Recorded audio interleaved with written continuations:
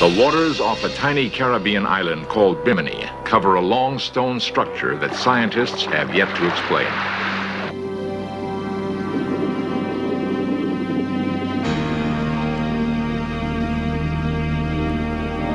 The stones appear to be so carefully placed, some people have concluded they are either a road or a wall, perhaps even a remnant of Atlantis. A nearby healing well is supposedly linked to the mystical springs of that lost civilization.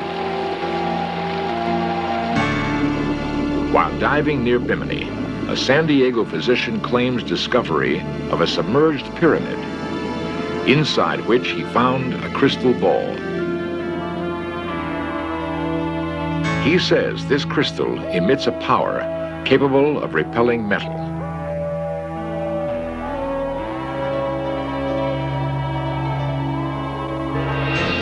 Is it possible that the Bimini Wall, the well, and the crystal ball share a common past with the legendary continent of Atlantis?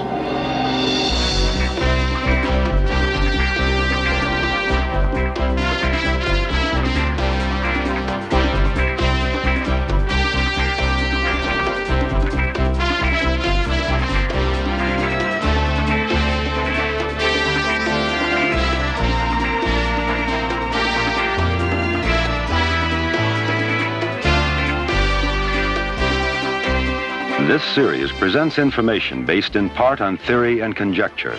The producer's purpose is to suggest some possible explanations, but not necessarily the only ones, to the mysteries we will examine.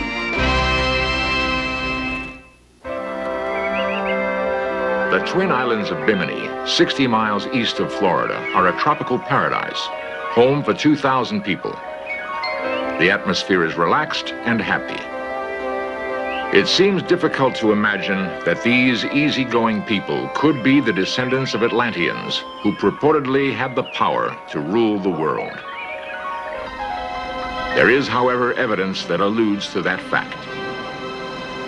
Beyond the fashionable yachting docks in the dense undergrowth of the North Island is the figure of a fish etched in sand.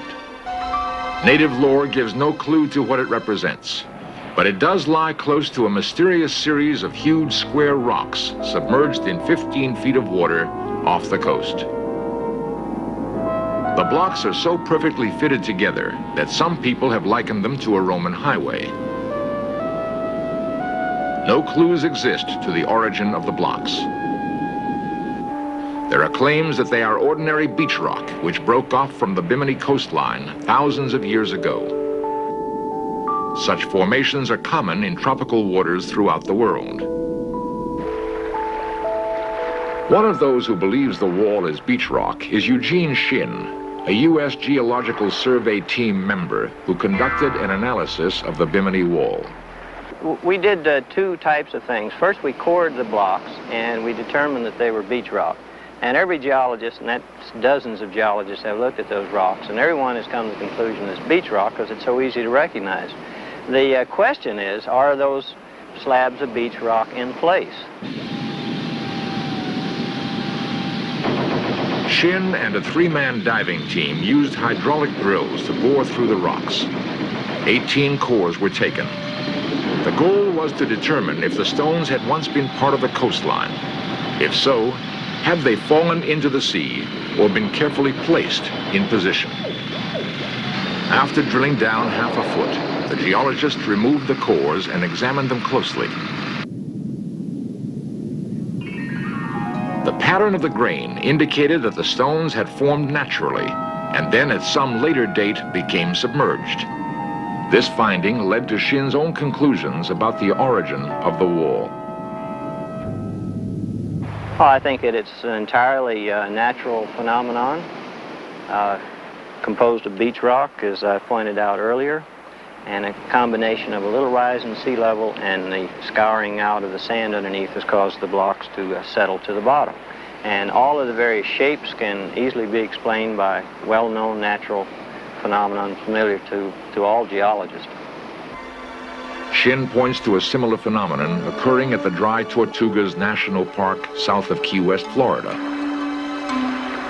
Could the constant attack of the surf have created the lines in the Bimini Wall, just as it has created these individual blocks in the Tortugas? Other questions remain unanswered. How could the Bimini Wall have dropped 15 feet when the natural erosion rates indicate that it should be no deeper than 3 feet below the surface? More importantly, how could part of the wall run perpendicular to Bimini's coastline? We are left to ponder the possibility that the Bimini stones were so carefully cut and aligned, they are in harmony with existing natural beach rock. This painstaking placement would require sophisticated mechanical tools. Such tools could only be designed and handled by people of superior intelligence. In the 1930s, psychic Edgar Cayce predicted that part of Atlantis would surface in the late 1960s. In 1968, the Bimini Wall was discovered. Was it possible that the strange stone structure could be part of Atlantis or one of its outposts? Plato was the first to mention Atlantis. While chronicling aspects of the Atlantean people, he claimed that they controlled energy-charged crystals as well as healing wells possessing great curative powers.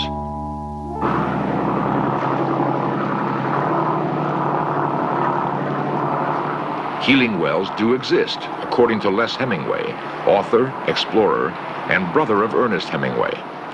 He had heard of just such a well on Bimini. He and his daughter Hilary agreed to guide us to the site. A narrow inlet, approximately 300 yards long, leads into a mangrove swamp. The brackish water is populated by tiny sharks and rays. Some, like Hemingway, speculate that both plant and animal life thrive extremely well in the area as a result of some peculiar qualities possessed by the well water.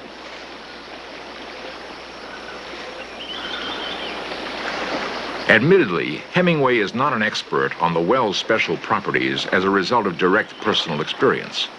However, he has concluded that the well itself apparently possesses the power to heal. Here is where the actual fountain of youth is. The flow is thousands of gallons per day, and it's absolutely cold, pure, fresh water coming right up in a saltwater pool. The water apparently has definite curative powers because various people who have both major and minor ailments have soaked in it and have experienced an amazing amount of ease from their problems. People who have gout, for instance, have found that the gout disappears in 2 or 3 soakings. Other people with small skin cancers and people who have skin inflammations have found that the inflammations and the small growths on their skins have literally disappeared as a result of poultices and soaking with water from this fountain. Surprisingly, Hemingway's claims have received some scientific support. Miami psychologist Adolfo Villasuso tested the well waters and found an unusual amount of a certain element. There were 2 water samples that I had analyzed in 2 local laboratories. One of them I took myself because I was kind of surprised at the high amount of lithium that was found in the well. It was a substantial amount. Laboratory analyses repeatedly revealed that the well water did have an extremely high content of lithium. Researchers within the last 10 years have found that lithium has been particularly useful in producing soothing reactions in both normal and disturbed people. Originally, before it was known that lithium exerted a calming, a therapeutic effect in people with manic depressive illnesses, there are stories in Roman times, in the Middle Ages, that people with this illness were sent to wells which were high in lithium, and lo and behold, they were cured. Did an ancient race know of Bimini's lithium well? If so, perhaps Plato's assertion that Atlantis possessed magical waters was correct. The way this well has been cut down through solid rock and the way this well seems to be so well hidden are 2 very different things. The hiding part, I think, may have developed in the last few hundred years and is a result of just local growth. But the cutting down through solid rock is something that had to be done by intelligent beings who had access to great use of tools and most unusual tools. We don't know whether Atlanteans did this or not. I, of course, would like to think that they did, and it's very possible that they did. It's just that none of us have been able to trace back prehistory to Atlantean days in this particular spot. From the air, another peculiar fact about Bimini becomes apparent. Perfectly straight lines carved in the sand slice across the island. Most point directly to the well. Perhaps the lines, the Bimini Wall, and the well are linked by common ties to the people of Atlantis. Is it possible that further exploration around Bimini might reveal hard evidence of the brilliant but lost Atlantean civilization?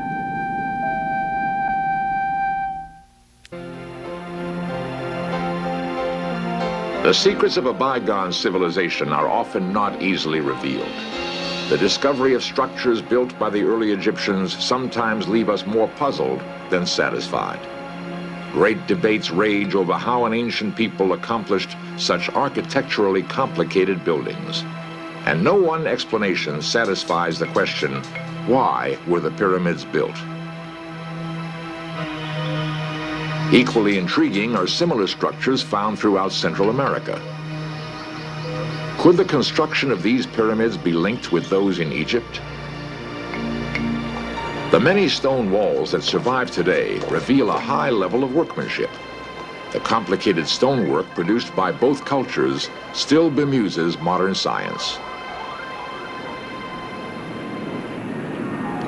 The stones off Bimini bear remarkable resemblance to those in Egypt and Central America. Is it possible that Bimini somehow linked the two together? In 1972, Miami disc jockey Roby Young and well-known psychic Irene Hughes launched the unique experiment here recreated for In Search Of. They hired a plane to fly over the waters surrounding Bimini. The purpose of the flight was to gain psychic impressions of the area to help uncover tangible evidence of the existence of an ancient civilization.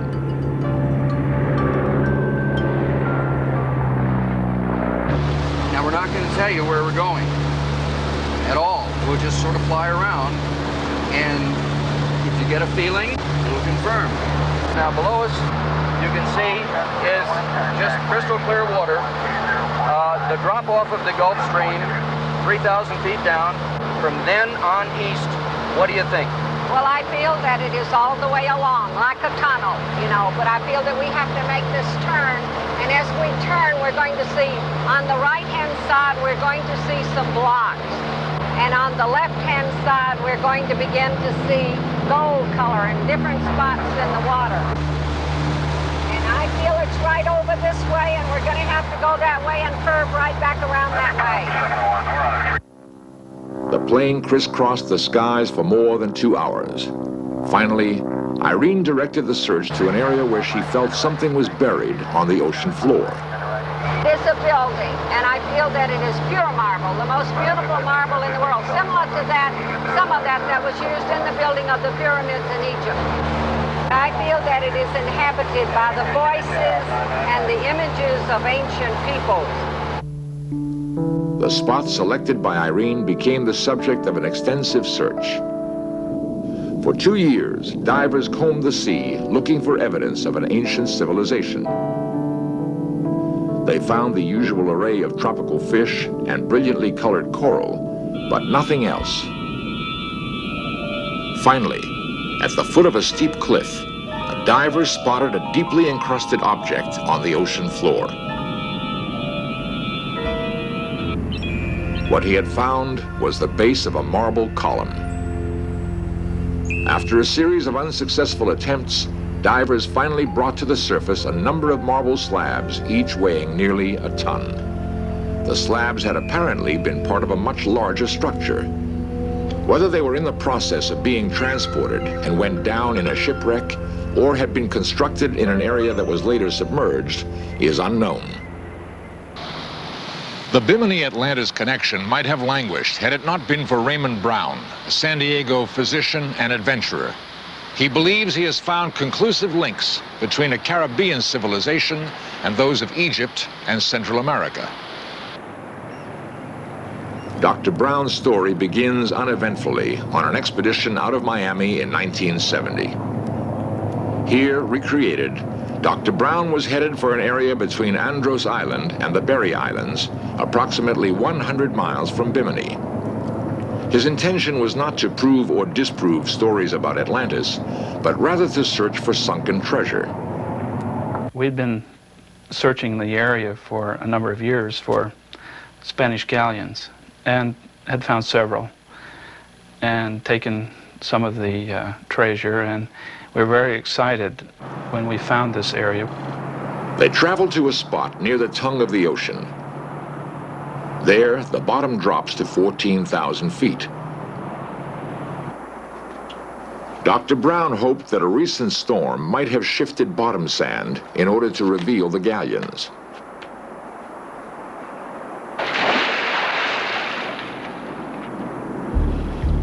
The water was very murky, and we didn't get to see all that we would like to have seen, but after the storm moved the sand for us that we'd been digging on for several years unsuccessfully, we found ruins and buildings everywhere.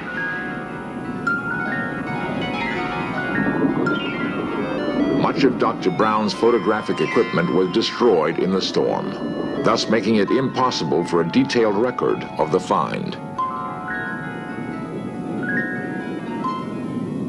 We really had no choice, because if we had gone back for new equipment that we lost during the storm, if we hadn't got in the water, even as murky as it was, the sand would have covered the buildings up and we would have lost the view.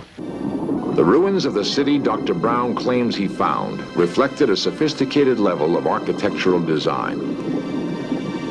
The buildings had somewhat of an Egyptian or classic look to them. The ground mass was rippled, as though the area had been dropped into the ocean by some sort of cataclysmic action. Then, Dr. Brown reported that he came across the most magnificent find of all. In the murkiness, he spotted the tip of a submerged pyramid, barely visible above the ocean floor. Looking at the structure, shape, and the size, it would be approximately 400 feet tall. I went in an opening, and in this opening, in the center of the room, there was a pedestal, and on the pedestal were two human hands made of brass or bronze, and in the center of the hands was the crystal. My first impression in the room was the shaft that was metallic, hanging straight down from the ceiling, pointing at the crystal. And it was gold color. I swam, because it was still, the room was full of water, I swam up to the ceiling and tried to pry the rod loose. It wouldn't budge, so I settled back down to the floor. And I reached my hand in between the fingers of the metal hands, and I found the crystal was loose. And it was the only thing in the room that I could take home. The crystal ball seems to possess powers that can repel a coiled stainless steel rod. We found a meter with a 1.5 ounce weight, and it becomes sensitive to emanations, particularly magnetic emanations around people or things if they are charged. And we find that if we can hold it straight without allowing it to flip from side to side, some strong influences will actually raise the weight in the air. Now, as we bring something into the field of the crystal, the ions tend to repel. If I can keep it balanced and bring it directly into the field and not let it tip from side to side, the weight will then not go to the side if I can keep it centered, and it will, as I come higher, it will raise it and make it weightless and actually float in the air. Some historians say that crystals were the source of Atlantean power. Dr. Brown believes his crystal is evidence that such a culture existed and possessed powers unknown to modern man. Maybe the ancients knew more than we did about life forms and life forces, and we might discover their secret. In the last decade of exploration in the waters off Bimini, new finds cause us to question old theories. Atlantis has long been thought of as a myth, a figment of fanciful imagination, a tale told by Plato to amuse ancient Athens. But what of Dr. Brown's crystal? Dr. Marcel Vogel, a researcher at IBM, has devoted more than 20 years of investigation to determine the power of crystals and their effect on human potential. Throughout history, the earliest recorded history we have, there's been a deep respect for the shape of a ball and the use of a quartz crystal ball for probing in the mind of an individual. Now, I've worked with Dr. Brown's crystal ball. I used his ball, and I felt a tremendous energy burst coming from the crystal. The discovery of the crystal has spawned speculation that possible misuse of its powers by Atlanteans caused the great cataclysm. The island and all its buildings, it is said, were plunged into the sea. The Bimini Wall, therefore, might be the last visible relic of that lost civilization.